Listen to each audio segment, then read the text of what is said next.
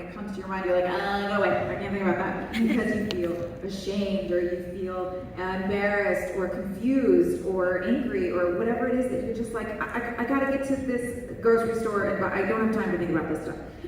So how often do you get to do that? Go back and revisit those things. Really open the suitcase, unpack everything, and be like, let's look at this. Let's look at it together.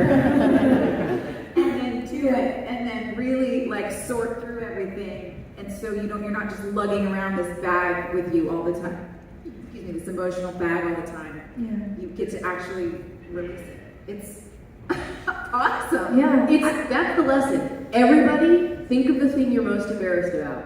Okay? Seriously. And does anyone want to share? I really understand that feeling. I get it. But think about the thing that you're just like, oh, please no one bring this up. And to Joy's point, us getting to watch ourselves at 21, I hated how I looked, I hated how I acted, I hated the things I had to say on the show, like there was so much I hated, and in this experience of watching it back, I fucking love Peggy Sawyer.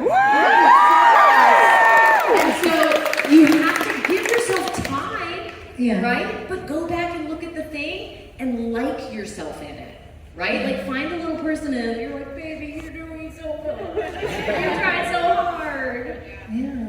When you guys watch, have you watched the show since you left? Like, does it ever come on TV and you're like, oh, I want to watch this episode? Or have you like? No. We're so good. I had to watch it at one point for some reason, and I was shocked. At more than anything, at the fashion and the hair. I couldn't believe it. What felt and looked so cool at the time was not. And my hair, like, what is happening? I remember when. Anyway, yes, it's wild. I don't know what kind of flat iron was used and who. I don't know what was happening, but anyway. Yeah. We should have brought you a sweatband tonight. Oh my god. Yes, but I have to say, even rewatching it, and you guys, I'm sure will agree, is the three of you guys are so good. Like, every season, every age, I mean, it wasn't just the characters or the writing, it's like, I think that's what makes the podcast so cool, but you three are like magic. It's true. It was so fun.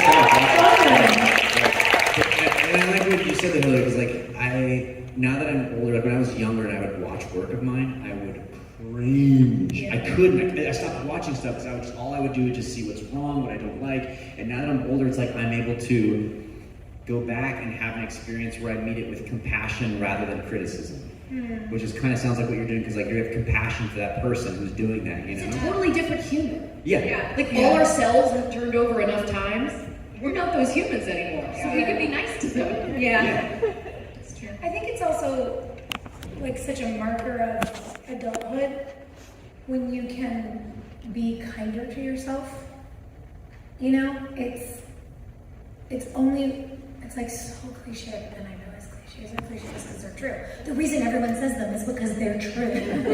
So annoying. We used to make fun of them all, but it's like you really can't have as much grace for other people until you learn how to have grace for yourself. Yeah. And it's a wild exercise every week to go back and be like, oh man, look at that dumb thing we did, and then be like, actually, that other thing was pretty badass. I'm really proud of us. Who knew? Nailed it. Yeah, I would have never done